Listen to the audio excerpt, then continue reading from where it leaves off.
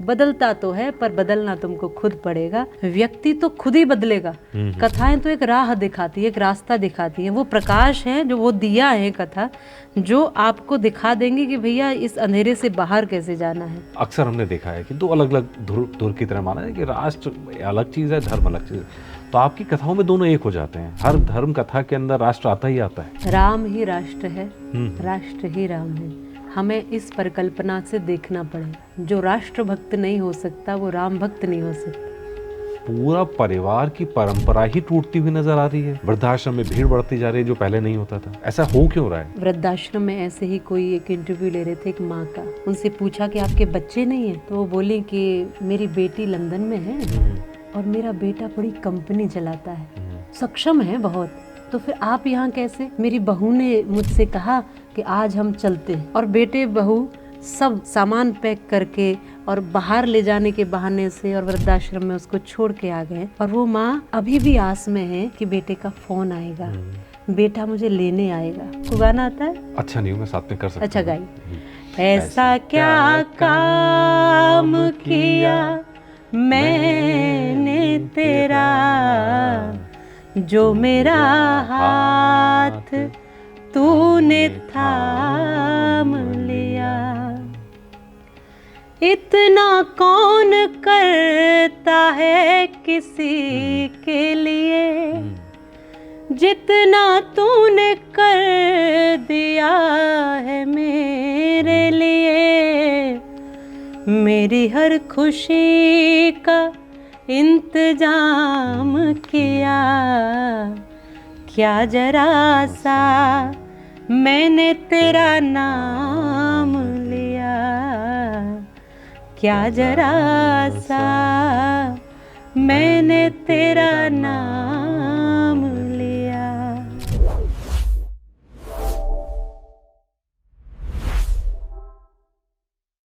आज हमारे साथ हैं वो साधिका जिनकी वाणी में भक्ति है और शब्दों में समाधान है, जो समाज, युवा, परिवार सभी को दिशा देने का काम कर रही हैं। हमारे साथ हैं हेमलता जी, देवी हेमलता शास्त्री जी। आपका बहुत बहुत स्वागत है।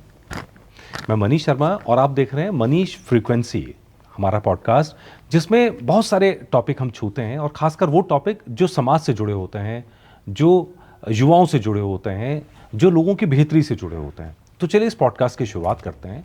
सबसे पहले हेमलता जी से जानते हैं कि आपने बहुत छोटी उम्र से कथा वचन सत्संग शुरू कर दिया था। जब बच्चे अभी पढ़ाई पूरी कर रहे होते हैं उस समय से आप सत्संग कर रही हैं। मेरे ख्याल से 8 साल की उम्र से आपने सत्संग शुरू कर दिया था। हाँ जी, बचपन से ही भक्ति का तो एक वातावरण है ही। ये ब्रजभूमि में हम ब्रजवासी बच्चे हैं, इसलिए पहले कथाएं सुनी, संकीर्तन किया और फिर रुचि लगी तो फिर बोलना भी शुरू किया। 17 साल से कथा वाचन कर रही हैं, और 17 साल एक बहुत लंबी अवधि होती है। सिर्फ कथा वाचन की बात करें तो इस दौरान में बहुत कुछ बदल चुका है, और इन सारे बदलावों पर हम चर्चा करेंगे। सबसे पहले तो इसी बात से सवाल शुरू करते हैं। पिछले 17 साल में आपके देखते देखते दुनिया कितनी बदल गई है? दुनिया तो हर पल बदल रही है। बाहर बहुत कुछ बदलता है, भीतर भी बदल रहा है। तो बदलाव तो संसार का नियम ही है, हर पल बदल रहा है। पर बस ये है कि मनुष्यता बेहतर हो, इंसान बेहतर हो। बाहर बहुत कुछ बदला है, आप भी देख रहे हैं, हम भी देख रहे हैं, हम सब देख रहे हैं। बहुत कुछ नया हुआ है, बहुत कुछ ऐसी खोजें हुई हैं जो पहले नहीं थी। तो वो बहुत अच्छा है। इंसान का दिमाग बहुत तेज़ी से चल रहा है, वो बहुत अच्छी चीज़ है, बहुत अच्छी बात है। तो हम जिस क्षेत्र में हैं, जिस धर्म पीठ पर है, जिस व्यास पीठ पर है, उसके नाते हमारा काम है भीतर के बदलाव का। तो भीतर से हम बदल रहे हैं। अगर हम सही दिशा दे पाए अपने आने वाली पीढ़ी को, तो वो समझेगा धर्म को भी, वो समझेगा परिवार को भी। क्योंकि जैसे व्यक्ति का माइंड फास्ट चल रहा है ना, तो वो अच्छी जगह पे भी जा सकता है और ख़राब जगह पे भी जा सकता है। तो अगर ये सही दिशा में गया, तो जैसे अभी आ रहा है तो वृंदावन बढ़ चढ़ कर लोग आ रहे हैं, तो ये सही दिशा में आया तो वृंदावन लेकर आएगा। गलत दिशा में गया तो फिर ये शराब के ठेके पे भी ले जाएगा। इसी दिशा से जुड़ा एक बड़ा महत्वपूर्ण उदाहरण मैं आपके सामने रख रहा हूँ। एक एआई में चैट जीपीटी आया, या और भी सारे वो चीज़ें आई हैं। अब अमेरिका में इन सारी कंपनियों पे केस हो रहे हैं कि भाई ये तो बच्चों को आत्महत्या की तरफ बढ़ा रहे हैं। अब हो ये रहा है कि सारे के सारी जनरेशन, एक बड़ी जनरेशन का एक बड़ा हिस्सा अपनी हर समस्या के समाधान के लिए एआई के पास जा रहा है, और एआई उन्हें ज़रूरी नहीं कि सही बातें बताएं। तो यहीं ज़्यादा ज़रूरत पड़ती है कि हमारे जो पुराने संस्कार हैं या हमारी पुरानी कहानियाँ हैं, जो हमारे इतिहास है, उनके ज़रिए उनको कोर्स करेक्शन किया जाए कि बच्चे सही दिशा में जाएं। खाली ज़रूरी नहीं कि एआई से सब खराब ही खराब है, लेकिन वो एआई से गलत ना सीखें। इसके लिए शायद ये आज के समय में इस कथा की ज़रूरत और ज़्यादा बढ़ गई है। तो मेरा सवाल ये है कि क्या भागवत में वो ताकत है, जो भागवत कथा आप कहती हैं, कि वो युवाओं को एक बिल्कुल सही डायरेक्शन में लेके जाए कि जहाँ उन्हें जीवन का मंत्र मिले? बिल्कुल है।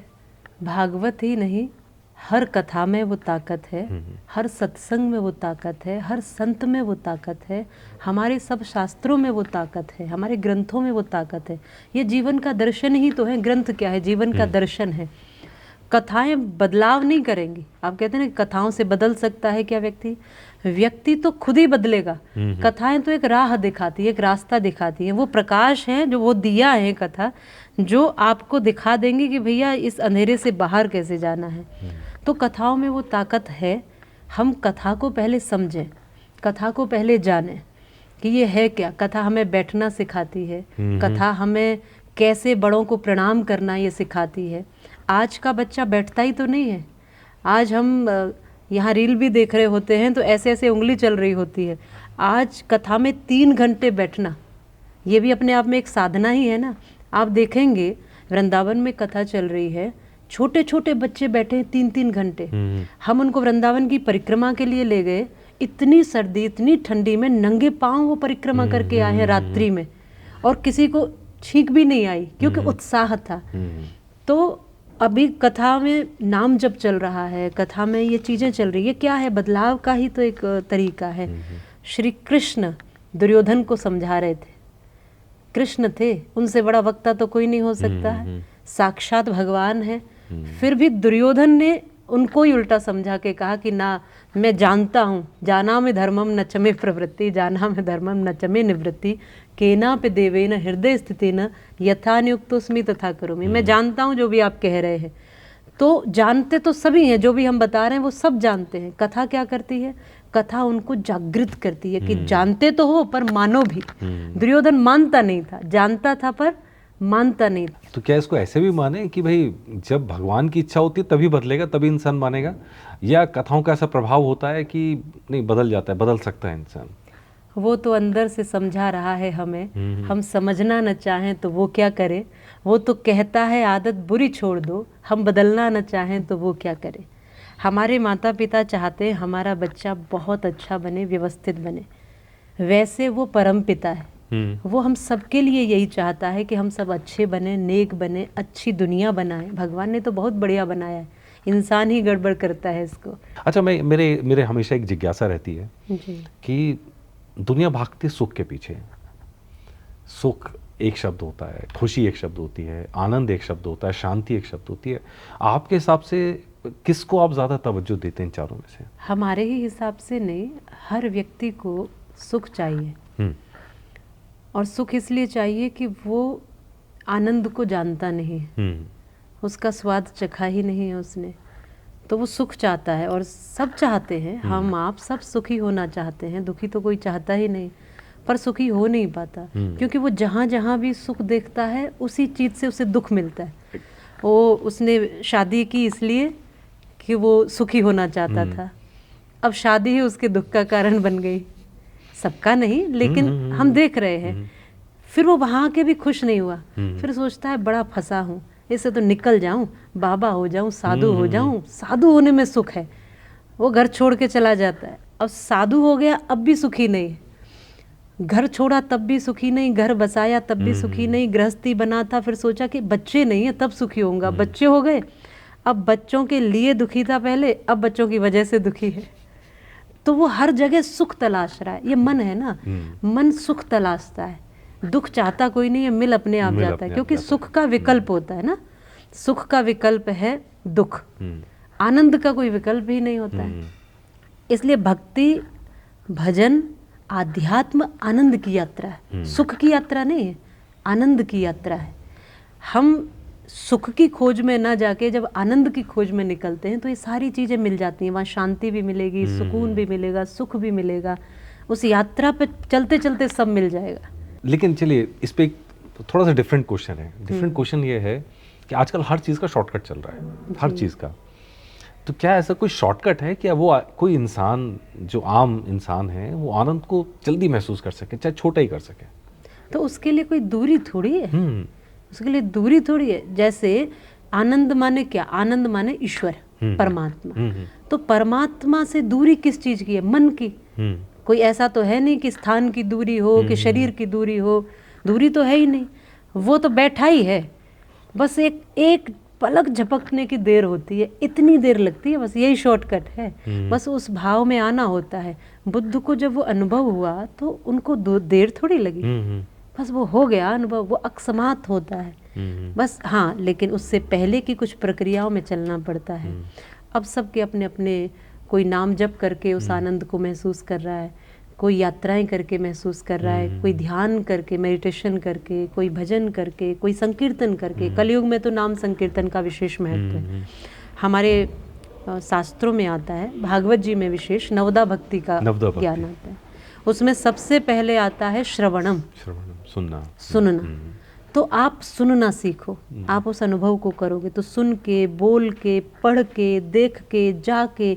अनुभव के बहुत तरीके होते हैं, पर आनंद के लिए देरी नहीं लगती। आनंद तो एक पल का समय है, बस वो महसूस होगा। श्रोता सुनेंगे तो, दर्शक देखेंगे तो शायद ये जिज्ञासा उनके मन में भी आनी चाहिए कि हम कैसे आनंद को हासिल करें, हम कैसे महसूस। एक बार महसूस करने की देर है, एक बार महसूस कर ले तो फिर शायद कभी उससे अलग नहीं हो सकता है जिसने भी आनंद महसूस किया है। चलिए, कलयुग की बात आई थी और मैंने आपके प्रवचन भी देखे हैं और खाटू श्याम जी, आप यहाँ ठाकुर जी की सेवा में हैं, ब्रज से आप जुड़ी हुई हैं और मैं आपको देख रहा हूँ कि खाटू श्याम जी के लिए आप काफ़ी कुछ उनके नाम के लिए करती हैं। तो ये जुड़ाव कैसे हुआ? श्री कृष्ण से ही जुड़े हुए हैं खाटू श्याम जी, उनसे अलग नहीं है। कलयुग के देवता कहे जाते हैं। जिस समय उन्होंने अपने शीश का दान किया तो भगवान ने उनको वरदान दिया कि आप जो है कलयुग के देवता कहलाए जाएंगे, आपकी कलयुग में पूजा होगी शीश की, और जो भी हारा हुआ, दुखी, कमज़ोर व्यक्ति आएगा तो वो वहाँ से तृप्त होकर के जाएगा। आप सुनोगे उसकी। क्योंकि मैं तो ऐसा हूँ कि मैं कई बार ऐसे भी वापस कर देता हूँ खाली, क्योंकि मैं तो पात्र देखता हूँ। पात्र देखूंगा, कुपात्र है तो नहीं दूंगा। पर आप कलयुग के ऐसे देवता होंगे कि कोई कुपात्र भी आ गया तो भी आप उसकी झोली भर के ही भेजोगे। ये श्री कृष्ण ने वरदान दिया उनको, अपना नाम दिया। जितने भी लोग दुनिया में हैं, जितने भी भक्त आज तक जो भी भक्त हुए, भगवान ने नाम किसी को नहीं दिया। किसी को कुछ दे दिया, कुछ दे दिया, पर नाम बाबा श्याम को ही दिया है कि तुम श्याम के, श्याम माने मेरे ही नाम से जाने जाओ। मैं आपकी कथाएं जब सुन रहा था तो मुझे बड़ा अच्छा लगा कि आपकी कथाओं के अंदर जो आमतौर पर धर्म और राष्ट्र दो अलग अलग चीज़ें होती हैं। मतलब अक्सर हमने देखा है कि दो अलग अलग धुर की तरह माना है कि राष्ट्र अलग चीज़ है, धर्म अलग चीज़ है। तो आपकी कथाओं में दोनों एक हो जाते हैं। हर धर्म कथा के अंदर राष्ट्र आता ही आता है। जी, राम ही राष्ट्र है, राष्ट्र ही राम है। हमें इस परिकल्पना से देखना पड़ेगा। मेरा एक स्लोगन है, जो राष्ट्र भक्त नहीं हो सकता वो राम भक्त नहीं हो सकता। ये सीधी सी बात है। जो देश के प्रति वफादार नहीं है वो राम के प्रति क्या वफादार होगा। जो इस मिट्टी को नहीं पहचान पा रहा है जिसमें उसने जन्म लिया है, यहाँ से भोजन ले रहा है, यहाँ से सांस ले रहा है, यहाँ से आप पानी पी रहे हो, भोजन कर रहे हो, जीवन जी रहे हो, सब कुछ तो इस मिट्टी से मिल रहा है। तो जब इस मातृभूमि का आप सम्मान नहीं कर पाएंगे, या वंदे मातरम नहीं कह पाएंगे, या भारत माता की जय नहीं कर पाएंगे, आप उस मातृभूमि की गरिमा नहीं समझ पाएंगे, तो आप जो अदृश्य शक्ति है राम, उनको कैसे समझ जाएंगे? जो दिख रहा है उसको नहीं जान रहे हो, तो जो दिख ही नहीं रहा है उसको कैसे जानोगे? तो मातृभूमि से, मातृभूमि जिनके लिए राम जी ने भी कहा, अपि स्वर्णमयी लंका नमे लक्ष्मण रोचते जननी जन्मभूमिश्च स्वर्गादपि गरीयसी। लक्ष्मण जी ने कहा सोने की लंका है, बहुत बढ़िया है भैया। भगवान ने कहा सोने की होगी, कीमती होगी, चमकती होगी, लेकिन मेरी मातृभूमि के सामने तो कुछ भी नहीं है। मेरी मातृभूमि तो स्वर्ग से भी बढ़ करके है। तो ये जो संदेश उन्होंने दिया, ये हम सबको मानना चाहिए। जब राम मातृभूमि को मानते हैं, भगवान कृष्ण इस मातृभूमि के लिए 125 वर्ष तक धर्म की स्थापना के लिए चलते रहे, तो हम और आप तो उन्हीं के अनुगामी हैं ना। उनको मानने वाले फिर इस राष्ट्र से अलग कैसे? पहले लोग कहते थे कि हमने भागवत कथा में एक दिन राष्ट्र के लिए दिया है, भारत माता की कथा करते हैं, तो उसमें लोग कहते थे कि भागवत में राष्ट्र की क्या जरूरत है? तो हम उनको कहते फिर राष्ट्र में आपकी क्या जरूरत है? आप इस देश में रहते हो और राष्ट्र की बात नहीं सुन सकते। कुछ लोगों को वंदे मातरम कहने में, भारत माता की जय करने में भी दिक्कत है। क्यों दिक्कत है? गर्व से कहो ना, हमारी मातृभूमि। तो जैसे राम जी के प्रति समर्पण है, भगवान कृष्ण के प्रति समर्पण है, देवी देवताओं के प्रति समर्पण है, धर्म के प्रति समर्पण है, ऐसे ही जिस दिन हमारा राष्ट्र के प्रति समर्पण होगा तो हम इस राष्ट्र को धरोहर मान करके संजो पाएंगे। आज राष्ट्र कितने टुकड़ों में बटा है, आप खुद ही चिंतन करिए। हम बंटते चले गए, कटते चले गए। क्यों? क्योंकि हमने राष्ट्र की गरिमा नहीं समझी। तो हम अपनी गरिमा को समझें। ये केवल एक जमीन का टुकड़ा नहीं है, हमारी माँ है। दुनिया में किसी देश को माता थोड़ी बोलते हैं, हमारे अपने देश को हम भारत माता कहते हैं। तो माँ है तो माँ के टुकड़े थोड़ी करेंगे, माँ है तो माँ का असम्मान थोड़ी करेंगे, अनादर थोड़ी करेंगे। अच्छा, इसी तरह अगर बात करें तो आपकी कथाओं में हम देखते हैं वृद्धाश्रम वाला दर्द जो है वो बार बार आता है, और ये कहीं ना कहीं राष्ट्र से जुड़ा हुआ है। मतलब राष्ट्र और समाज, क्योंकि हमारे यहाँ अलग अलग नहीं आते हैं। हमारी सनातन परंपरा में व्यक्ति, राष्ट्र, समाज सब आपस में मिला जुला है, कुछ अलग अलग नहीं है। तो पूरा परिवार की परंपरा ही टूटती हुई नजर आ रही है। वृद्धाश्रम में भीड़ बढ़ती जा रही है जो पहले नहीं होता था। ये बदलाव, और आपकी कथा के अंदर मैंने देखा है दर्द आपकी प्रवचन में नजर आता है। तो मतलब क्या लग रहा है कि ऐसा हो क्यों रहा है, वजह क्या है? आज ही मैंने एक वीडियो देखा था कि वृद्धाश्रम में ऐसे ही कोई एक इंटरव्यू ले रहे थे एक माँ का। तो वो बोल रही थी कि उनसे पूछा कि आपके बच्चे नहीं हैं? तो वो बोली कि मेरी बेटी लंदन में है और मेरा बेटा बड़ी कंपनी चलाता है, सक्षम है बहुत, तो फिर आप यहाँ कैसे? तो उसने कहा कि मुझे तो पता ही नहीं था, मेरी बहू ने मुझसे कहा कि आज हम चलते हैं, आज कहीं बाहर चलना है, आप अपना सामान पैक कर लो। तो मेरी बहू ठीक से बात भी नहीं करती थी और वो मुझे कहीं बाहर लेकर जा रही थी। मैं तो इस बात पे खुश थी कि आज मेरी बहू बात कर रही है, मुझसे कह रही है सामान पैक कर लो। और बेटे बहू सब सामान पैक करके और बाहर ले जाने के बहाने से और वृद्धाश्रम में उसको छोड़ के आ गए। और वो माँ अभी भी आस में है कि बेटे का फ़ोन आएगा, बेटा मुझे लेने आएगा। और ऐसी अनेक माताएं, ऐसे अनेक लोग हैं कि जो बरसों से प्रतीक्षा कर रहे हैं। हृदय कांप जाता है।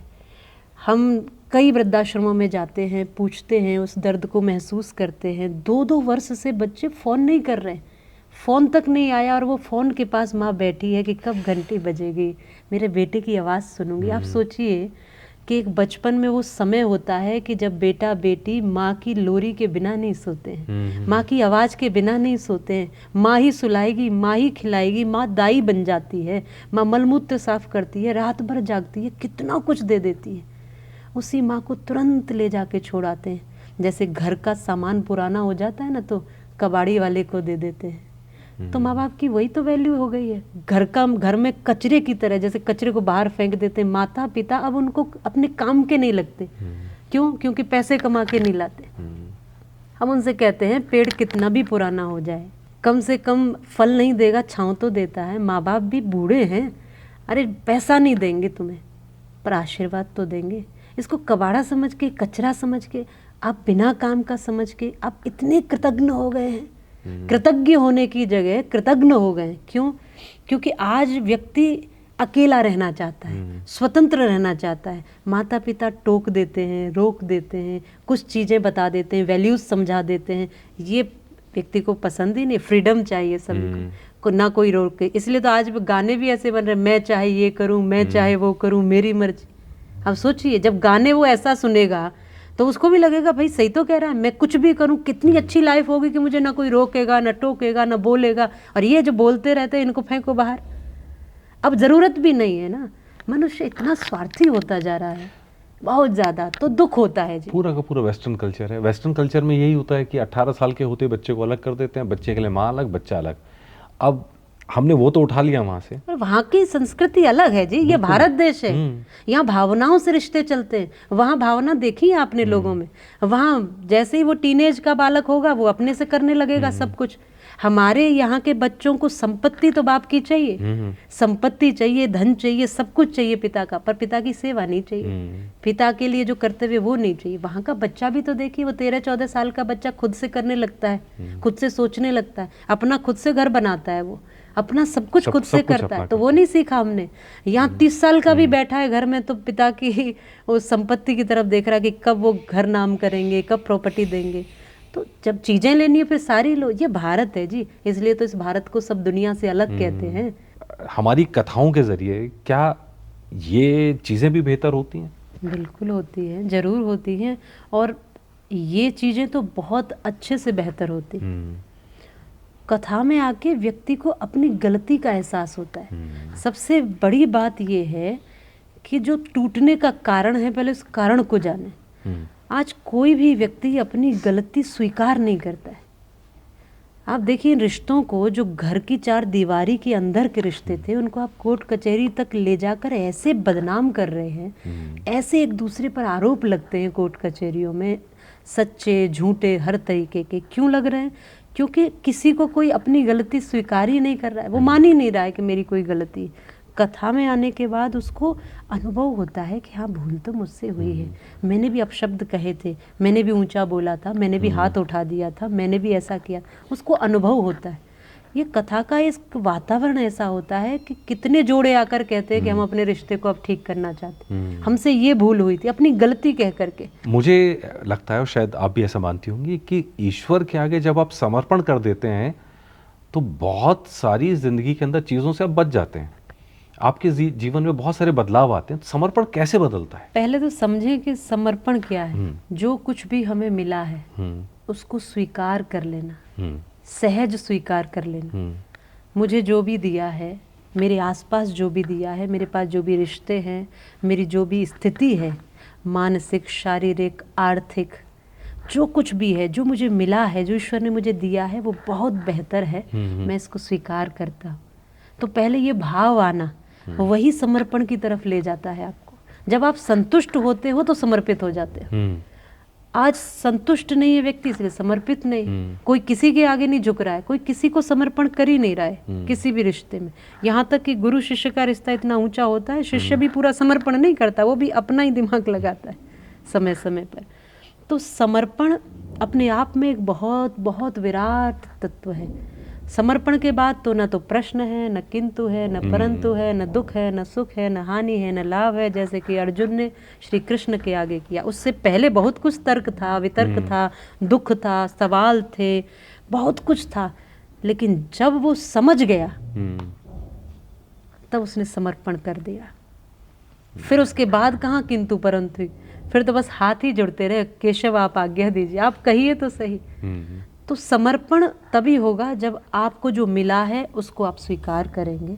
वैसे ही जब हम अपने को समर्पित कर देते हैं ठाकुर जी के आगे तो फिर हम हल्के हो जाते हैं। फिर तू जाने तेरा काम जाने, जैसा भी है, जो भी है, जो पहले दिया है। हम लोग कई बार गाते हैं, जो पहले दिया है वही कम नहीं है, उसी को निभाने के काबिल नहीं हूँ। मैं आ तो गया हूँ मगर जानता हूँ तेरे दर पे आने के काबिल नहीं हूँ। तो जब व्यक्ति कृतज्ञ होगा, संतुष्ट होगा, तो समर्पित होगा, और समर्पित होगा तो फिर हल्का होगा, खुश होगा, आनंद में होगा। इसी को अगर हम जोड़ें कर्मयोग के साथ में, मतलब कर्म करो और फल ईश्वर पे छोड़ दो, उसको समर्पित कर दो। अच्छा हो बुरा हो, आप काम करने के जिम्मेदार हो, रिजल्ट के आप रिस्पॉन्सिबल नहीं हो। रिजल्ट का रिस्पॉन्सिबल जो है वही है। आप काम करो और सब छोड़ दो। तो समर्पण जब इस तरह से करते हैं कर्म को, तो हम कर्मयोगी बन जाते हैं समर्पण के साथ में। कर्म देखो, फल की तुम इच्छा भी करो तो भी तुम्हारे हाथ में थोड़ी है। इच्छा करने से भी तुम्हें तो तुम्हारे हाथ में कुछ है नहीं, बदल सकते हो नहीं। सीधी सी बात है, जो तुम कर सकते हो वो करो, चिंता क्यों करते हो? जो नहीं कर सकते वो उस पर छोड़ो, फिर भी चिंता क्यों करते हो? किसी भी स्थिति में तुम्हें सोचना उस विषय पे नहीं है जो अपना है ही नहीं, अपने हाथ में ही नहीं है। फल अपने हाथ में नहीं है, कर्म अपने हाथ में। अब हम यहाँ चर्चा कर रहे हैं, अब हम यहाँ बेहतरीन चर्चा करें, हम अच्छी चर्चा करें और बहुत हृदय से चर्चा करें, दिल से चर्चा करें, ये हमारे हाथ में है। अब कोई सुनेगा नहीं सुनेगा, कहाँ तक पहुँचेगा। अब हम ये सोच के बैठ जाएंगे तो काम करेंगे क्या? तो हमारा हाथ में जो है वो काम करिए। भगवान यही कहते हैं, तुम बस कर्म करो ना, काहे चिंता करते हो, सही कर्म करो। अच्छा, कर्म भी करो, लेकिन ये भी ध्यान रखना है कि सही कर्म। कर्म तो सुबह से शाम तक कर रहे हैं, कर्म तो गाली देना भी कर्म है, निंदा करना भी कर्म है, चोरी करना भी कर्म है, झूठ बोलना भी कर्म है। कर्म तो करो, पर सही कर्म करो, सदकर्म करो, सुकर्म करो। अच्छे कर्म का परिणाम अच्छा मिलता है। आओ सजा लें आज को, कल का पता नहीं, कल को तो छोड़िए जनाब, पल का पता नहीं।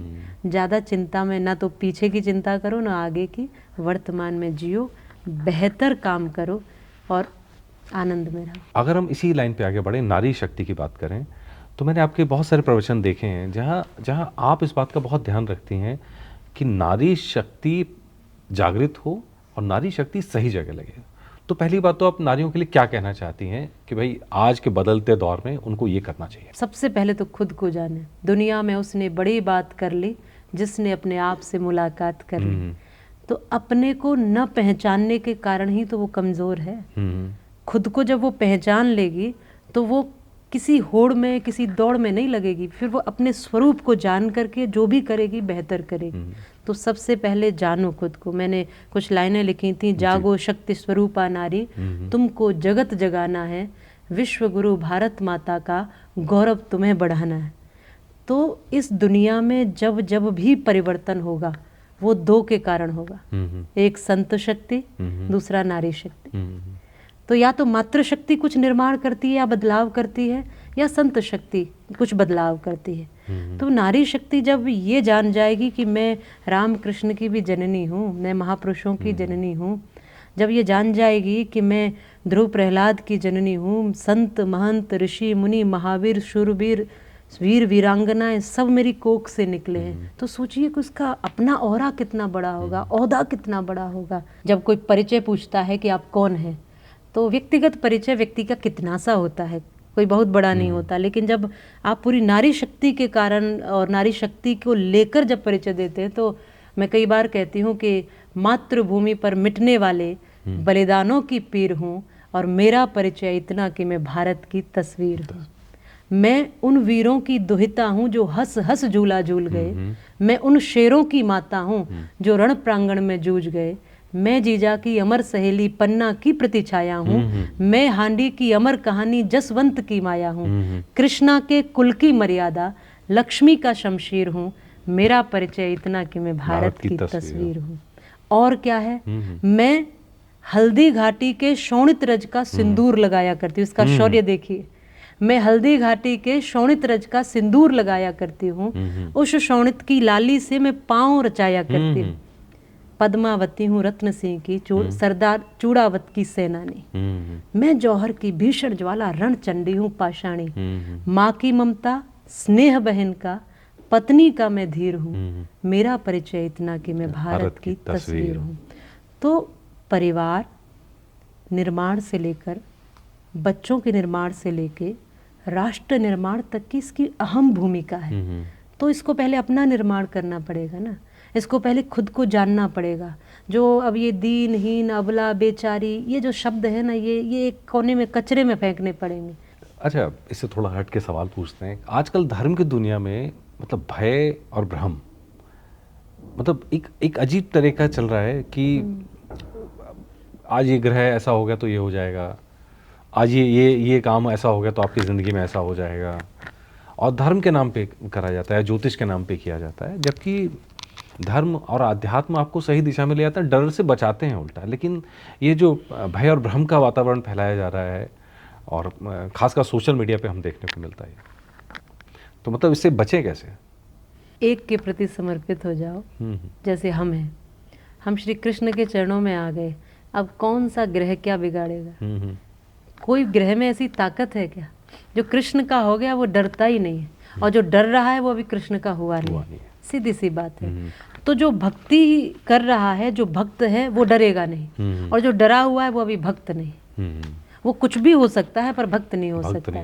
तो भक्त के भीतर तो निडरता होती है, भक्त के भीतर एक आत्मसम्मान होता है, स्वाभिमान होता है, भक्त के भीतर बहुत सारी ऐसी चीज़ें होती है जो उसको डर से तो कोसों दूर रखती है।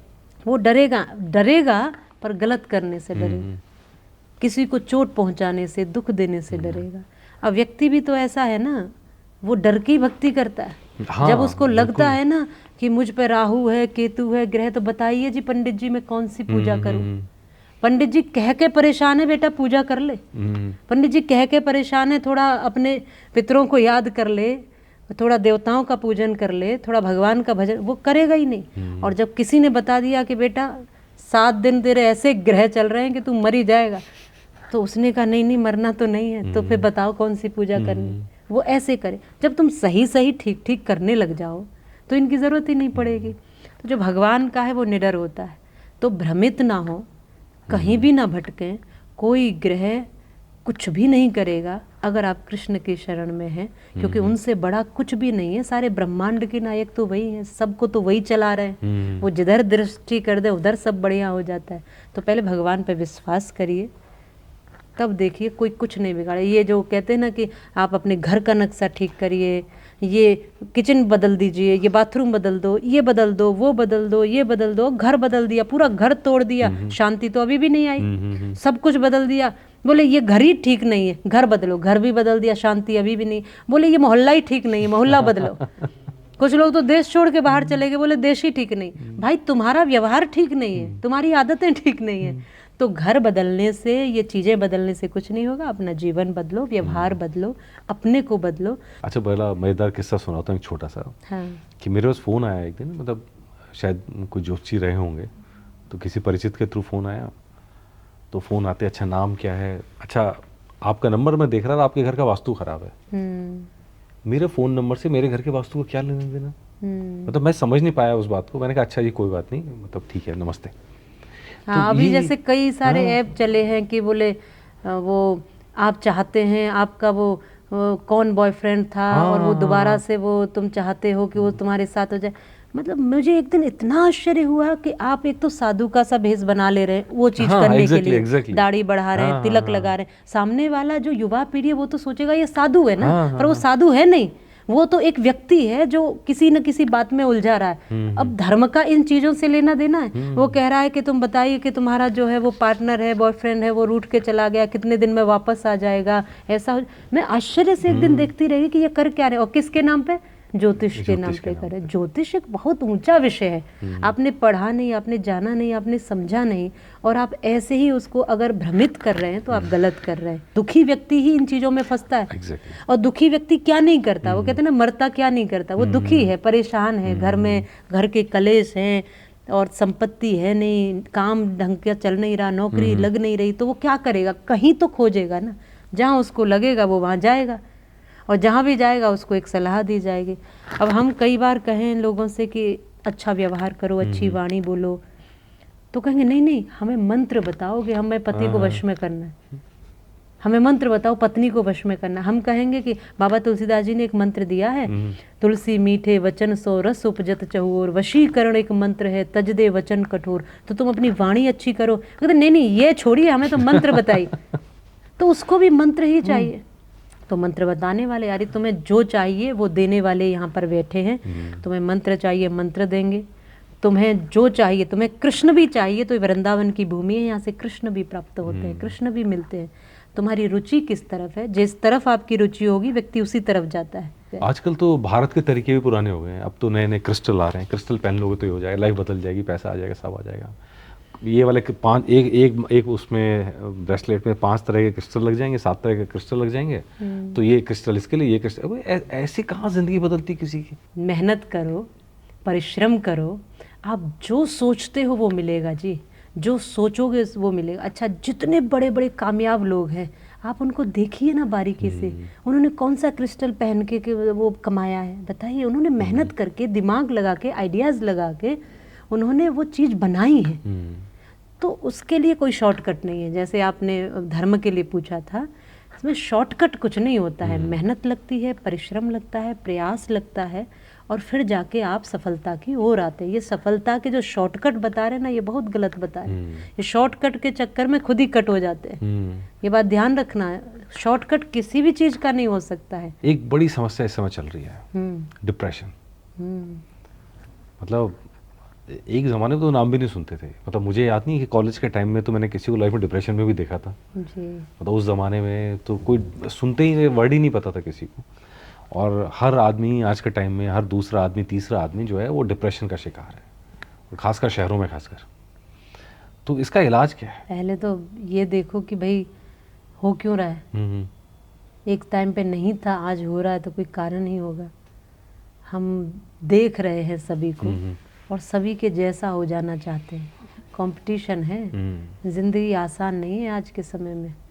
पहले आसान थी, पहले चाहते कम थी, पहले व्यक्ति खुश था, जो है उसमें खुश था। परिवार के साथ 2 समय की रोटी मिल रही है ना, वो इसमें खुश था, मेरे बच्चे मेरे पास हैं, मेरे माँ बाप मेरे साथ। अब वो इसमें तो खुश है ही नहीं। अब उसको कंपटीशन करना है, उसको दौड़ में लगा है कि उसके जैसा बनना है, उससे आगे निकलना है। और वो आगे निकलने की धुन जो है वो कई बार मुश्किल दे देती है हमको। और बहुत सारी चीज़ें बढ़ रही हैं। आज आप बच्चों को देखिए, उन पे कितना प्रेशर है। हम बचपन में थे, हम पे तो कोई प्रेशर नहीं था। शनिवार के दिन बढ़िया चौपाइयाँ गाते थे और चौपाइयों की अंताक्षरी होती थी। तो अब उसको डिप्रेशन होगा जो शनिवार के दिन जो चौपाइयाँ गा रहा है, मंगल भवन मंगलहारी, उसको डिप्रेशन होगा। आज इतने से बच्चे का इतना सा है और इतना बड़ा बैग है उसका, इतना बोझ है। तो बचपन से बोझ में दबा दिया गया उसको, पढ़ तू पढ़। तो ये जो चीज़ें हैं ये कहीं ना कहीं उसको परेशान करती हैं। माता पिता का प्रेशर, समाज का प्रेशर। अभी मैंने कथा में भी बोला था कि हमारी कुछ दिन पहले एक जगह कथा थी, 15 साल के बच्चे ने फांसी लगा ली। 15 साल का बच्चा जिसका जीवन अभी शुरू नहीं हो रहा। और आप भी देखते सुनते हैं, हम न्यूज़ों पे भी सुनते हैं। दिल जल जाता है। ये क्या है? कुछ विद्यार्थी हैं, घर से उनको प्रेशर है कि पढ़ना है, जीतना है, अच्छे मार्क्स लाने, वो नहीं ला पाया। माँ बाप से इतना तालमेल है नहीं, प्रेशर है उसके ऊपर। उसने कहा जीवन समाप्त करो। अच्छा, हमने बच्चे को इतना मजबूत बनाया भी नहीं बचपन से कि वो लड़ सके, वो संघर्ष कर सके। आज बहुत नाजों से बच्चों को पाल रहे होते हैं। तो ये माता पिता की भी भूमिका है, बच्चों को मजबूत बनाएं, सही दिशा में बढ़ाएं। समाज की भी भूमिका है, इसमें केवल माँ बाप का ही हस्तक्षेप नहीं होता। घर से बढ़िया मजबूती मिली है, लेकिन समाज की भी एक भूमिका है। जितनी समय मैंने आपसे बात की, बहुत सारी ऐसी बातें हैं जो लोगों के बहुत काम आने वाली हैं, और उम्मीद कर रहे हैं कि लोग सुनेंगे, और सुने नहीं समझें, और समझे नहीं उसको अमल में लाएं। क्योंकि बहुत ज़रूरी है जो आप कह रही हैं, आने वाले टाइम में अकेलापन महामारी बनने वाला है, बिल्कुल बनने वाला है। मैं आपकी बात से पूरी तरह एग्री हूँ। और सिर्फ वो नहीं जो बुज़ुर्ग रह के घर में अकेले रह जाएंगे, वो भी जो छोड़ के गए हैं वो भी अकेले रहने वाले हैं। क्योंकि मोबाइल ने जिस जनरेशन को बड़ा कर रहा है, उस जनरेशन को सामने वाले से भी मतलब नहीं है। वो फ़ोन के रील देख देख के बड़ा हो रहा है। वो डोपामाइन इफेक्ट तो ज़रूर क्रिएट कर दे रहा है कुछ देर के लिए, लेकिन वो ओवरऑल डिप्रेशन, एंजाइटी, ये सब, अकेलापन, ये सब आने वाली पीढ़ी की मतलब उस पर रहने वाले हैं, वो उसको झेलना पड़ेगा ये।